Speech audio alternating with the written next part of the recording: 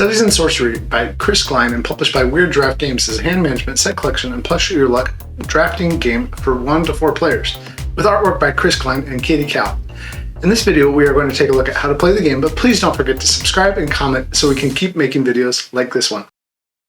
To set up the game, first take 2 moon track cards and the 1 semester track card, all of which have a darker background, and set them up like this, from left to right, with the phases of the moon proceeding from 1 to 4 followed by the semester track. Take the 2 small moon tracking tokens and place one on the very left action space, shown with a quill on the far left moon track. The second token will be placed on the 1 of the semester track. Next, look on the right side of the project cards and remove any that show a player count higher than what you are setting up the game for. For example, this card has a 3+, so I'll remove it and any like it from the game. Project cards are the cards that look like an open book with a small bookmark in the center showing a subject followed by a 3 numeral number that starts with a 1, 2, or 3.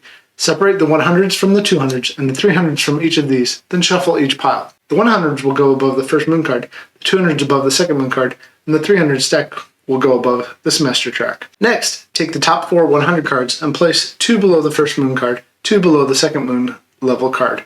Then take 2 200 level cards from the top of the deck and place them below the semester track. To the left of all this, place the candle and vial stock cards as a common supply.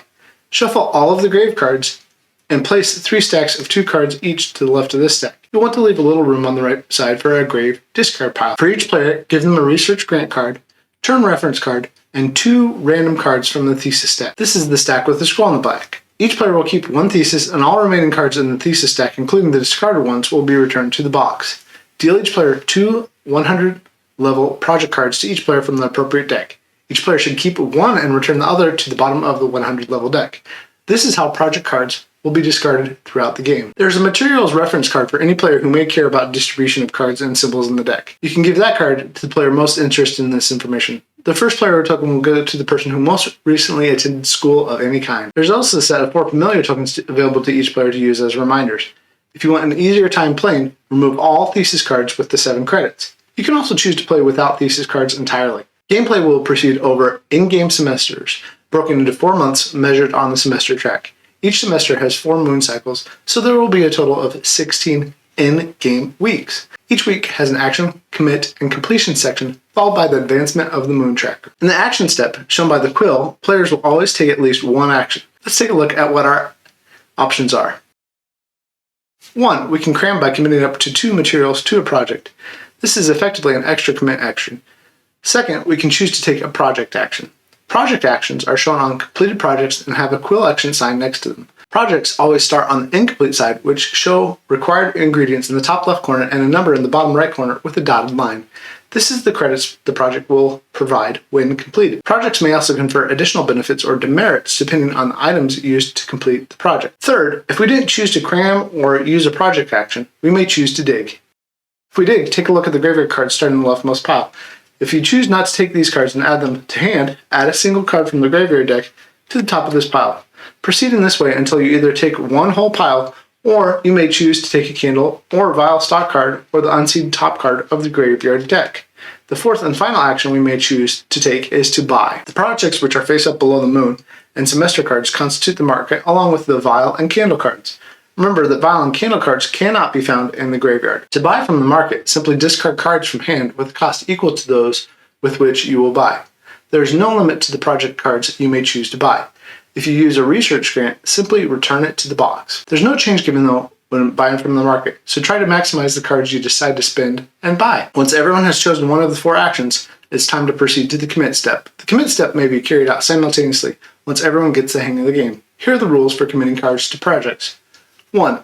You may commit multiple cards to the same project or spread them across different projects. However, until you have a card that lets you commit more cards, you're limited to only 2 cards per commit step. You may not commit a card to a project if there is no matching item icon or it has already been fulfilled. Cards with multiple icons only count for 1 ingredient. Some cards will let you commit additional materials.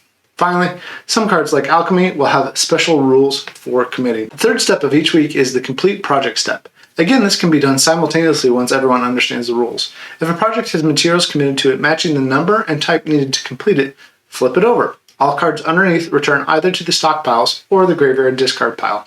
Make sure you watch for credits and demerits on cards. Take the appropriate chit as needed, making sure to keep it on the correct side, as one side has a plus and the other has a minus. Finally, advance the moon to the next week in the semester. The player will proceed like this for each week in the semester.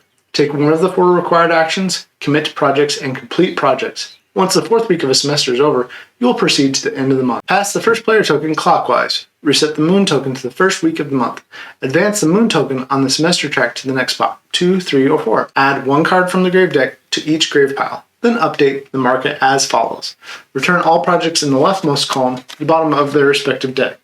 Shift all the remaining cards to the left, 1 column each. Deal cards into the now empty right column following the semester track. For example, in the 3rd month, you should have 2 200 level columns and 1 300 level column. After the 4th month of this type of play, the game will end. Compare all your credits to see who earned the prestigious title of Valedictorian at the Academy of the Dark Arts. If any player finished their thesis, they should reveal it and add it to their total points. Next, add all the credits earned from completed projects. Don't forget to include your extra credits and demerits. Every $8 worth of unused materials in hand counts for an additional credit. Physical education, of course. If you have extra credit or demerits on unfinished projects, you may ignore those. After you have added up all these sources of credits, the person with the highest total wins the honor of Valedictorian. If you are tied, whoever has the largest value of grave cards in hand wins. If there is still a tie, Howl at the Moon and the best howler wins. You've just learned how to play Studies in Sorcery by Chris Glein and published by Weird Giraffe Games. There's also a solo mode where you simply take the top card of the graveyard pile, flip it, and compare it to a table to move either market or graveyard cards to a pile where the robot collects points counted in cost of cards divided by 2 and rounded down. The publisher also included some solo challenges and variability to solo play.